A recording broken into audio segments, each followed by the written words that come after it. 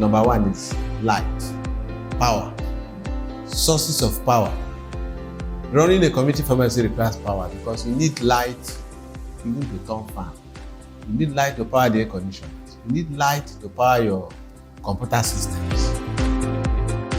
NEPA is not reliable, so you need to have your own sources of power. Insecurity in the environment. The insecurity is increasing and increasing. It was not like this. Currently, we are talking about kidnapping. You tell me what is a community pharmacy that pharmacists have that we spur people into going to kidnap them.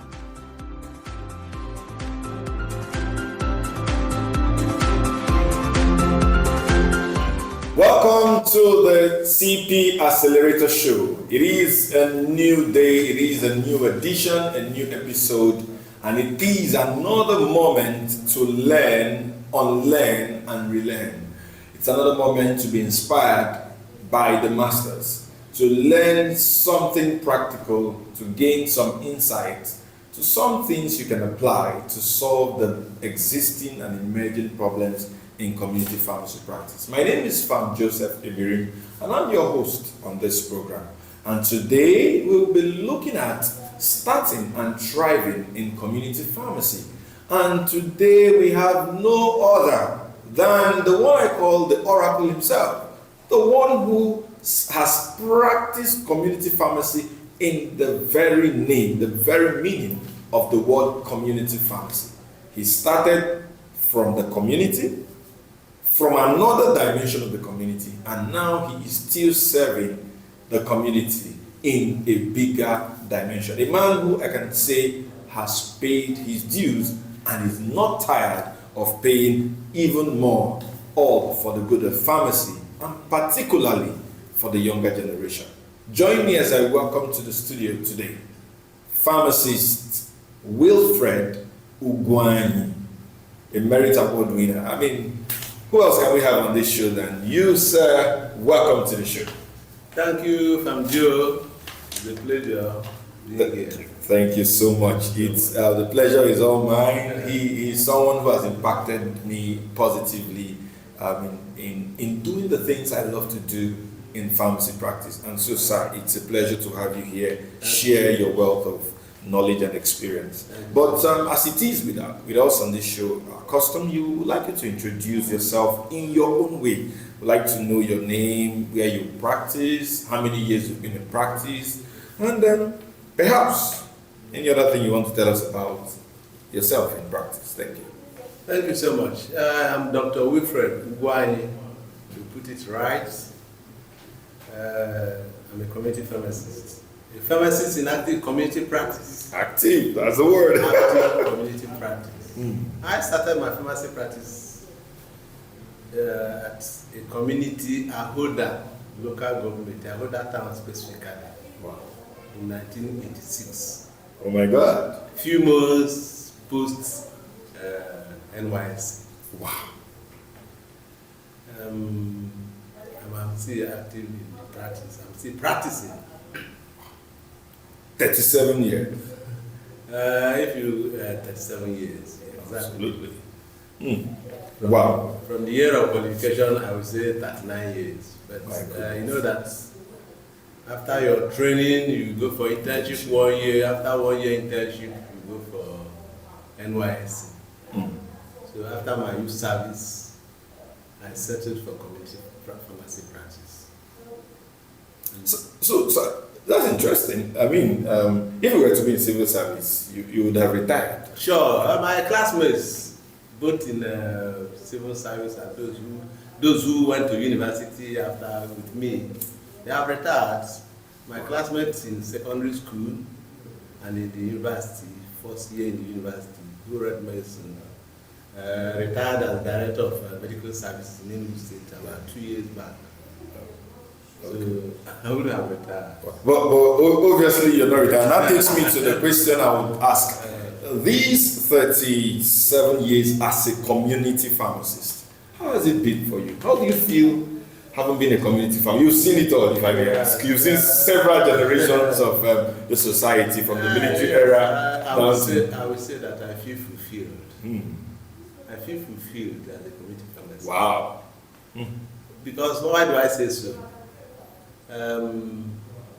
I feel fulfilled when I interact with medics and they pose some questions, some challenging issues with them, and they ask for clarification or ask for my opinion. And I give them my opinion, give them direction on the clinical use of drugs, because I'm very much interested in clinical use of drugs. Wow. I give them the information and they employ it to serve their patients, to attend to their patients, and they get result. And they get back to me and say, yes, what you did, I'm sending one other patient to you. Wow. I collaborate with a private medical practitioner. And we always come here and say, Amazing Grace Hospital is one of them. Always come here and say, Wilfred, I'm sending somebody to you, he has a issue, and I know that you'll be able to advise him on the steps to take, and he'll get better. I will do that. So a pharmacist can be so valuable that even a doctor will call you for advice. What are you talking? Pharmacists are the masters when you talk about drugs. And what do you call medical practice or medical services? Without drugs, is there anything like medical services? After all the, after the diagnosis, no matter what it is, you will need drugs. And when you talk about drugs, pharmacists are the people that will tell you this particular brand will be better than the other brand. This particular molecule will be better than the other molecule, using the pharmacokinetics of the molecule. That's true. So if you want any in the developed world, medics, they go along with pharmacists in order to get results.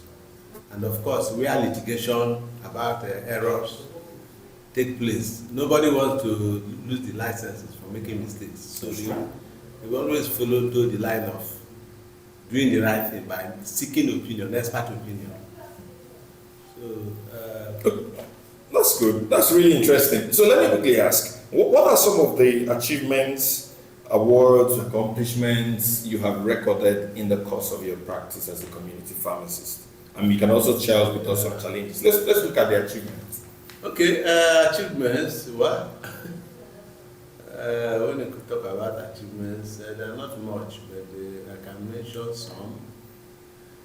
My pharmacy, Wilson Pharmaceuticals, a company limited, is a copper center, copper 1 accredited pharmacy by ACCELERATOR in collaboration with the IHVL. Okay. So for you to be a copper, your premises to be recognized as a copper center, there are some parameters, some measures, standardized practice, yes, that they use to measure it. Also, my premises is an internship center, approved by PCI.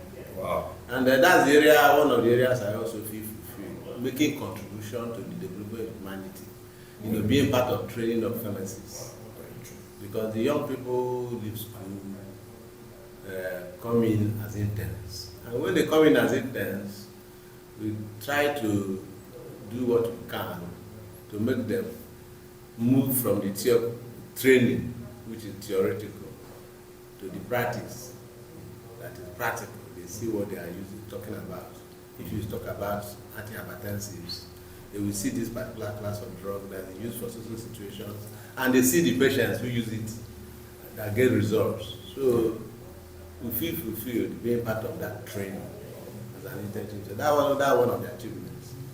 And of course, that means you have also been handling tons of IT students as well in training. Of course, IT students, many people, most of the young colleagues also have gone through us, have been part of our growth anyway. That's true.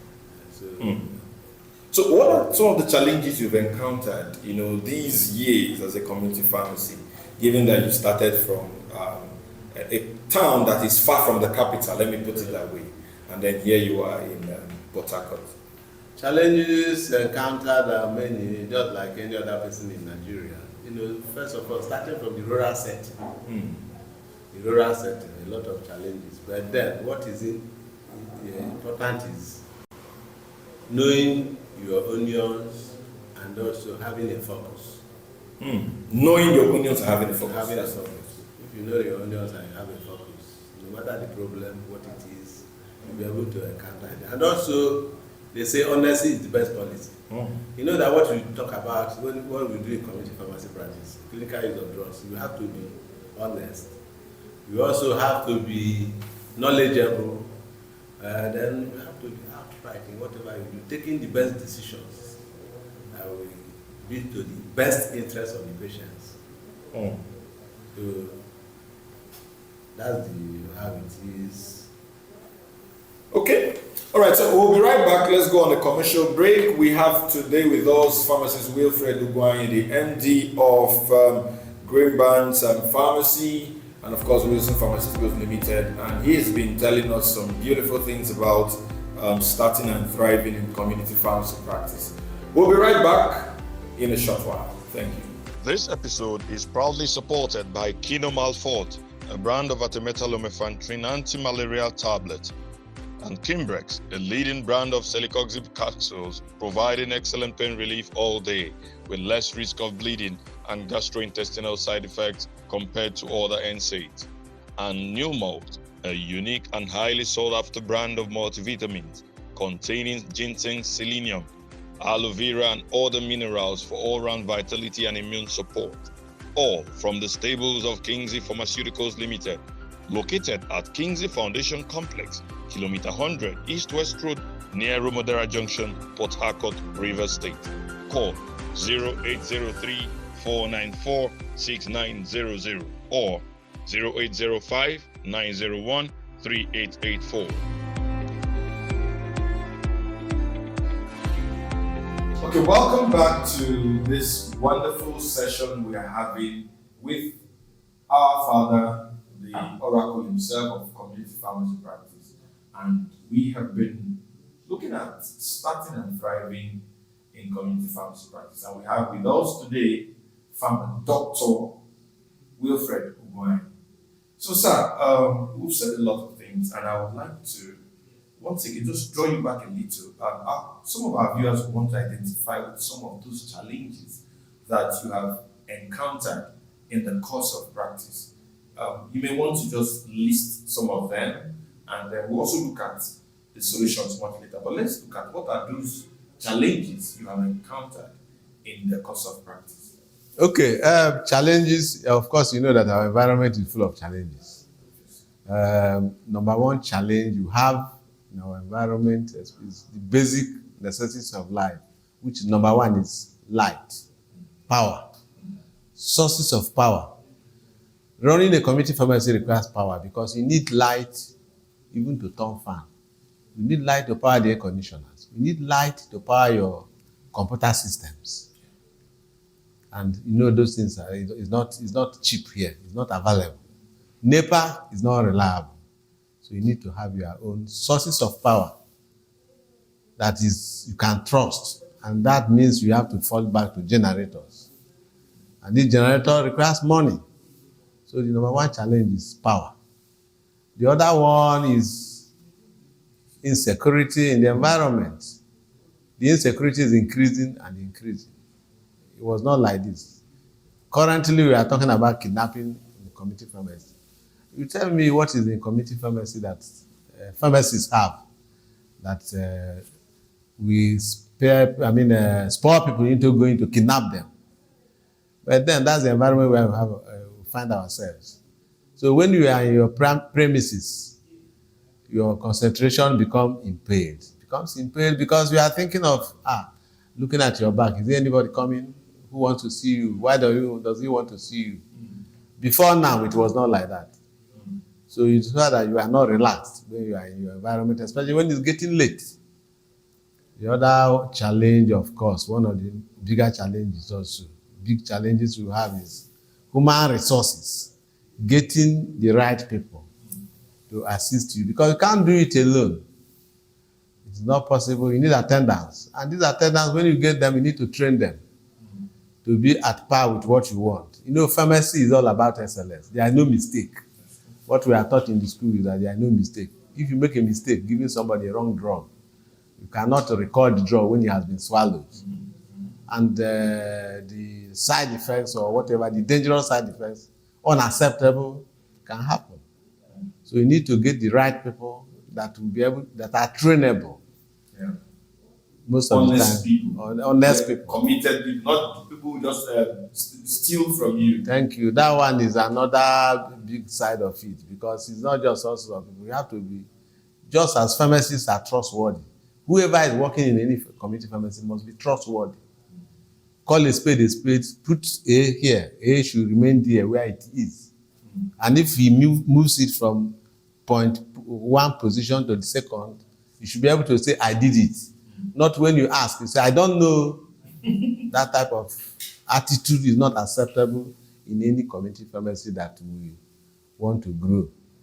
Let me ask you this. You started your practice somewhere far from the Port Harcourt main town. Was it deliberate or was it based on condition? What informed the idea of going into the nooks? Yes, I would say it is deliberate. It's deliberate because, community pharmacy is all about service. You are serving humanity, people. In the rural setting, as a youth corper, I served first at one of the outskirts of Ahoda. That was Engene. I spent 1 or 2 months in their health center, community health center, before I relocated to Eleme General Hospital. Okay. So in the course of this youth service, I came into contact with Ahoda as a community. Okay. So after my youth service, we are looking for where to settle down. I said, that time I think going to rural area was not fashionable. Okay. But I just thought that there are people here. People are in the rural settings and they need services. So I decided to go there and explore the environment. And I cannot regret ever doing that. Wow. I can't regret ever doing that, because at that place, I became a reference point to all the medics and the community people. So that's the... So you're even going there was born out of of your putting the people and the service first. Yes. You didn't even look at the money. I mean, you didn't look at how profitable. Did you see prosperity in there when you were going there? No, the thing is that if you are interested in rendering services, definitely what my conviction is that if you are rendering superior services, wherever you are, people will look for you. And of course, if you render services, you get returns for the services. That's what we call return on investment. But if you are not investing anything, your interest is not to serve the people. You are after looking for money. Of course, even if you are in the metropolis, you are driving first is not that interest of serving people. If you are in the metropolis, you will not even see anybody. Because what you do speaks for you. The people you serve will go about, they are the advertisement you have. They go about saying, you want this, go there. Like when I was at Ahoda, I remember their slangs or their, what do I call it? Their slogan. Slogan, thank you. Their slogan. They will always say, Bushi Oboaya, this is a language. Jali Bushi Oboaya. Don't say, that man, go to that himo, but his medicine expensive. It's costly.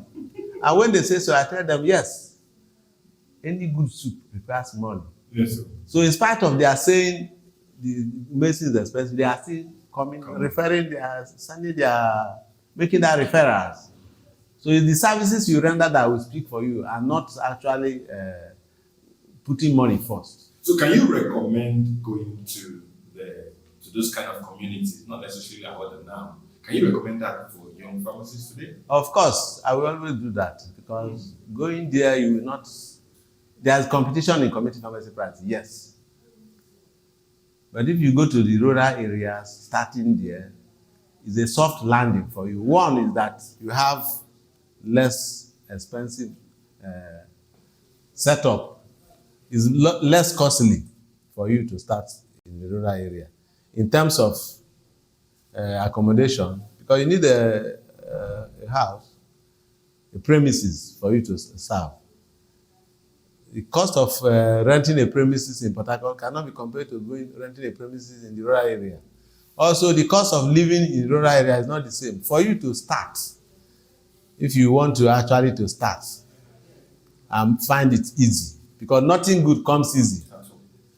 If you go to rural area, you have less challenges when it comes to in terms of cost. Cost of starting in the rural areas cannot be the same as the cost of starting in a metropolis. It can't be the same at all. Okay, right. That's so wonderful. We'll go on another short break. When we come back, we will be looking at the factors that our guests would recommend for anyone who wants to start a pharmacy to consider when journeying to the area of community pharmacy practice. This episode is proudly supported by Kinomal a brand of artemether-lumefantrine anti-malarial tablet, and Kimbrex, a leading brand of celecoxib capsules, providing excellent pain relief all day with less risk of bleeding and gastrointestinal side effects compared to other NSAIDs. And New Malt, a unique and highly sought-after brand of multivitamins containing ginseng, selenium, aloe vera, and other minerals for all-round vitality and immune support. All from the stables of Kingsley Pharmaceuticals Limited, located at Kingsley Foundation Complex, Kilometer 100 East-West Road, near Romodera Junction, Port Harcourt, Rivers State. Call 0803-494-6900 or 0805-901-3884.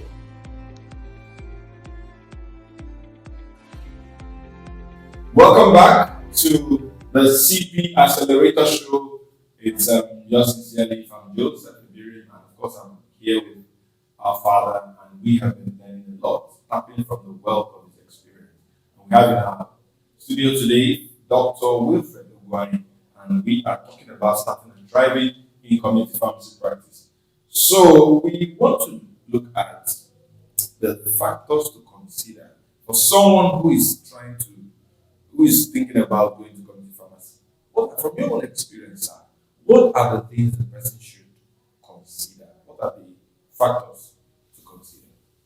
Okay, factors to consider certainly when you want to go into community pharmacy practice is one, your person, you should be ready to be available to the community. Mm-hmm. Availability in your premises is number one thing.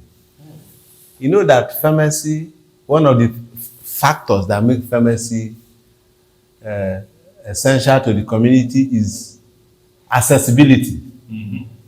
So if you set up a pharmacy, it's not the signboard that is the pharmacy, it's the pharmacist that makes the pharmacy a pharmacy. Mm-hmm. Because patients or clients that come into the pharmacy, they are not going to give you a time that they are going to come at social time. And some people may stray in, just come in looking for one item, probably just an analgesic. And if you are not there, they will come and pick the analgesic and go away. But if the pharmacist is present, in the course of your interaction with the patient or client, why do you want this particular analgesic? How long have you been taking it? You may delve into finding out that he has been taking that particular thing repeatedly, which means there is an underlying problem that has not been discovered. And that's why I keep on repeating the same thing, taking it often and often. So it's only when you are there in the premises that you can encounter this. So you can't set up a pharmacy and move out and go about and put in attendance and we call it a pharmacy. The patient or clients that will come in there will lack your services. Your services will not be available for them. So being available is the number one thing. You as a pharmacist should be available in the premises at any point in time. One man, one of the fathers of pharmacy practice, Jimmy Abaje, yes, told us that you must have staying power. Staying power. He called it staying power. Stay in your premises. That's the magic. There are no other things because it's your presence that drives the place. And your presence also should be present with knowledge. Knowledge is another thing. As a pharmacist, you spent years gathering the knowledge. This is the time you have to dispense the knowledge to serve the public. So one of the talents you also need is knowledge. You should be knowledgeable, you should be available, you should be knowledgeable. And also, you should be approachable. You should be approachable as a person. So, what about all this? You have to be in a four-way junction. Do you have to be in a very known place? What do you think about that? You have to be in a very busy place. Yeah, well, you know that when it comes to business, you say location. Yeah. When they ask you factors affecting business, number one is location, and number two will remain location. Location is important in the sense that you have to be accessible. We are talking about availability. If you are available in your bedroom, people will not come there to access you. So if your premises is also located in a place that is not accessible, they will find it difficult to access the pharmacy. Okay. That is why we are talking about the location. Outside that, your presence and what you do is what will drive, draw people to the premises. But also, if they are coming to the premises, it should be accessible. On entry vehicle from their location to your place, it has to be a place where, like bus stops, where if they drop, they should be able to access your premises. Not where it will be difficult for them. If the location is a difficult location, of course, that will become a stumbling block for your business. Awesome. Okay, sir, let's go into one interesting thing we have discovered about your practice. And that has to do with the fact that your pharmacy is a COPPA certified pharmacy and also an internship center. Why did you deem these accomplishments necessary? And how has it benefited your practice? Well, pharmacy is all about excellence. So when you are talking about pharmacy, you are talking about standards.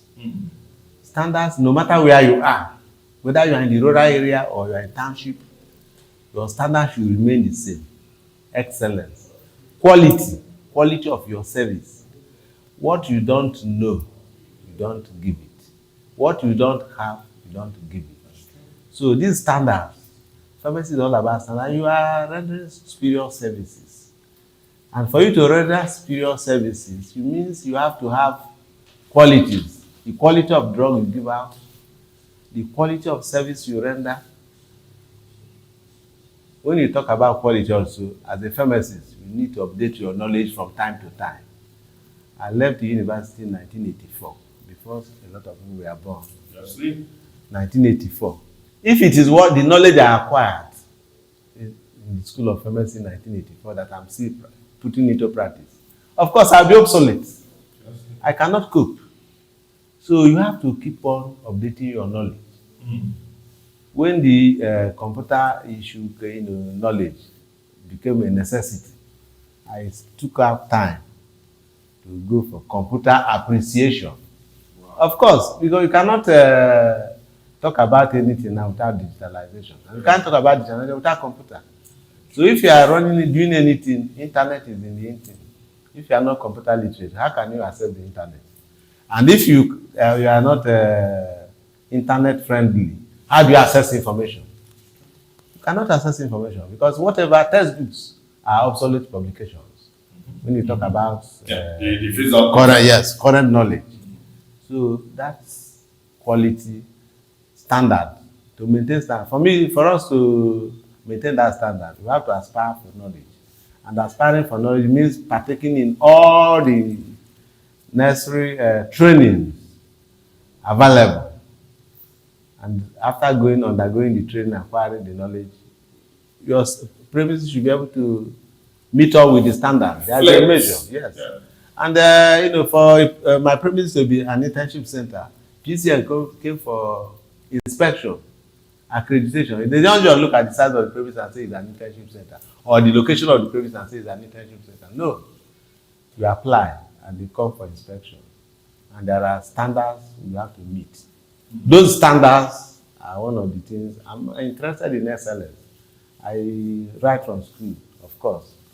When I was told that pharmacy is all about excellence, I imbibed it. And in practice, that's what we put into practice as well.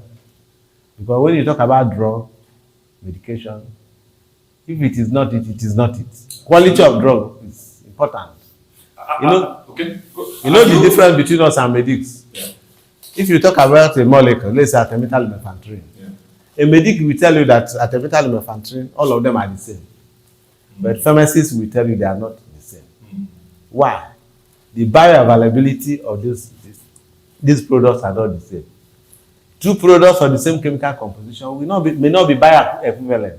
And of course, because excipients in formulating the differ.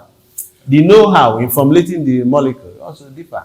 Yeah. That is why GSK, their augmentin, amoxicillin clavulanic acid, will always be superior.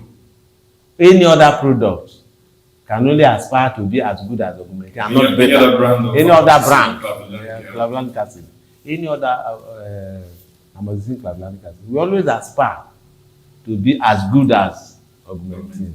Even if it's the same chemical composition, pharmaceutical ingredient, but there are other pharmacokinetics. other considerations. The know-how in formulating it. GSK will not reveal the know-how. They will tell you, yes, it's so milligram of amoxicillin and clavulanic acid. But then when it comes to the formulation, they will not disclose it to you. So that knowledge. Wow. So, but did you consider having the younger generation, because the internship center is also, when you're looking at solving the problem, or is it just about having standards? The internship center issue is, whatever you do in life, you should think about giving back. After my youth service, I applied for internship? No, I applied for master's in pharmacology in UNN, and I got the admission. But because of constraints, financial constraints, I have junior ones entering school. My junior sister gained admission into UNN that very year. It became difficult for me to go in. It became a selfish attitude, in short, for me to go for my master's and not allow my junior ones to continue. So, in the same vein, since I'm not in the academia, one of the ways of giving back is allowing my place to be, developing it to be an internship center, so that I can impact on the junior ones, the little knowledge I have. Because we cannot remain in the world forever. And the younger ones are the future generation of the practice of pharmacy. So the best way to do it, to impart that knowledge, if my premise is an internship center, it becomes easy for me to interact with them and also give out my knowledge, so that as mentorship as well. Mentor, yes. Okay. And let me ask, has this really benefited your practice? Did it solve part of the human resource problem you made mention about as a challenge in community pharmacy practice? Yes, in a way, of course. In a way, of course, it solved it, but not completely, because an intern has come to learn. It's for training. And there are a lot of gaps. A lot of things he doesn't know. You don't expect him to come out of school and be what you are. You spent about 15 years or 20 years, while he can't be the same. So the person is learning from you. You are imparting knowledge. So you even have to be up and doing to make sure that leaving your premises, they are not the same. If the person passes through your premises and remains the same, it means you have not done your work. You have not done something. Wow. So the interest to render that service is to leave that knowledge, impart the knowledge on the junior ones as a legacy or as my own input into the profession is the driving force that made us to think of developing our premises to be an internship center. Awesome. So there's this issue about patent medicine vendors. A lot of pharmacists complain about encroachment by PPMVs. I don't know if this has been a great concern for you. And what would you advise your colleagues, the community pharmacists, vis-a-vis this problem of encroachment by PPMVs? Yes. PPMV, they are a pain in the neck of pharmacy practice in Nigeria. It's of much concern. The concern, how it concerns me so much is that they handle products they are not supposed to, they don't know anything about. And the impact of this, is the negative impact of this on the populace is side effects of drugs, dangerous effects of drugs, organ damage, a lot of things coming out of it. But if it's in terms of, like competition, they are not a stumbling block to me in any way. Assuming they are practicing within their own limits, not handling dangerous drugs that will harm the populace. They are not a threat in the practice of pharmacy, because I went to Ahoda. I started at Ahoda, established there, made a mark, carved a niche for myself before I left that place. I left the place when it became necessary for my children to attend school. So for 1 year, I drove my daughter, Informa, drove my daughter from Ahoda to Bereton Nursery School. Wow. What a journey. I did it for 1 year, and I saw that, is it how I will be doing for all these children? So that made my relocation. That informed me to relocate to this thing. So I was there, the patent medicine people were there, but they are not doing this. In terms of knowledge now, they are, it's not competition. They have no area of comparison. The only concern I have is that they are damaging the health of the populace out of ignorance, because their own driving force is money, and not the interest of the public or the safeguarding the health of the public. No. They don't have. You can't give what you don't have. They are not competitors to any pharmacist in any way, unless the pharmacist allow his premises to be just premises for selling drugs. But as pharmacists, we are not selling drugs. Give value, just like you explained. You add the value to the drug you give out. Engage the patient. Engage the patient. You add the value to what you give out. That's what community pharmacy practice is all about. Services. The products. Putting the patient first. Yes.